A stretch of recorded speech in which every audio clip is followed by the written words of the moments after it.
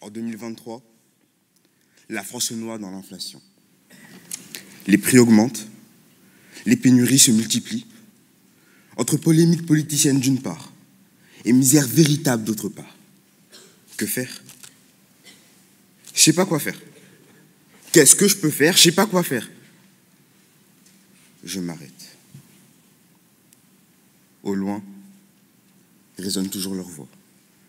Celle de l'amour et de la joie. Elles sont là, je les entends. Et je les vois. Alors je porte mes pensées et j'espère récolter des rêves. Et comme Martin Luther King, je crie fort. J'ai fait un rêve. Un rêve où la France serait belle, où la République me ressemblerait. Nous ressemblerait. Est-ce qu'un régime politique où les citoyens ne se mobilisent plus, ne votent plus, est en bonne santé? Notre 5e République a-t-elle besoin d'une mise à jour? Moi, Assemblée constituante, j'inclurai immédiatement l'intégralité des élèves en situation de handicap. Et quel que soit leur handicap, on passerait le cap du collège, du lycée et même de l'université. J'engagerai le personnel éducatif, rééducatif et soignant compétent. Et je réaliserai aussi les travaux nécessaires pour garantir leur accessibilité. Moi, Assemblée constituante, je dirais balance ton genre, en soutien au féminisme et au LGBTQ+, créant les conditions au respect de chacun. Et je dirais plus de virilité imposée et plus de féminité abusée, pour qu'enfin l'inclusion plus qu'une norme devienne une réalité. Moi, Assemblée constituante, je créerai une société plus solidaire, en augmentant les impôts des plus riches et en aidant davantage les plus démunis. Alors, on n'aura vraiment plus le droit, ni d'avoir faim, ni d'avoir froid. L'abbé Pierre et Coluche auront gagné, et leurs bénévoles pourront se reposer. Mais enfin, moi, Assemblée constituante, je créerai une république plus ouverte, où propos racistes et actes discriminatoires sont vraiment sanctionnés, pour que les droits de tous les citoyens soient respectés, quelles que soient leurs origines, couleur de peau ou religion, car oui, au pays de Voltaire et d'Hugo, une noire vaut bien une blanche.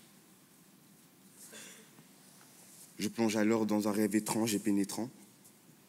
Je pars dans un monde sans frontières, où les murs sont abolis, les craintes de la guerre enfin disparaissent.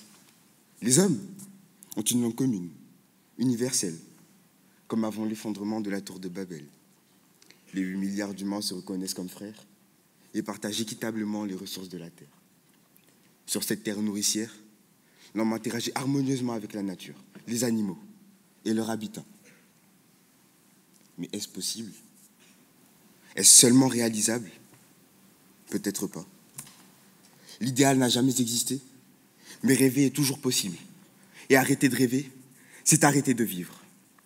Et si les rêves sont des utopies, nos vies ne le sont pas. Et l'urgence de la situation nous pousse à passer à la vitesse supérieure. Certaines personnes ont changé le monde grâce à leurs mots et à leurs actions. Simone Veil, rescapée de l'enfer des camps, fut un symbole d'espoir pour la République.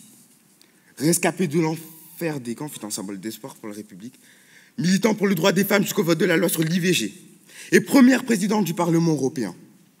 Et sortons nos frontières. Malala, depuis le Pakistan, a ouvert l'accès à l'éducation pour toutes les petites filles du monde. Quel prix Nobel! Greta Thunberg, cette timide adolescente qui ose parler aux Nations Unies et provoquer les décideurs trop hésitants. How dare you! Avec elle, nous disons que nous voulons une république de l'action, qui met fin au blablabla et s'engage. Mais faisons que cette république, tout en visant un horizon merveilleux, profite dès aujourd'hui des possibles. Notre république ne serait donc pas seulement indivisible, démocratique, laïque et citoyenne, mais avant tout écologique, inclusive et solidaire. Malgré tout, cela n'était qu'un discours. Un discours grave, millimétré, mais optimiste. Un discours où j'ai parlé de politique, de sécurité, de fraternité et de pouvoir. Mais les discours sont pour les campagnes. Et maintenant, je déclare venu le temps de l'action.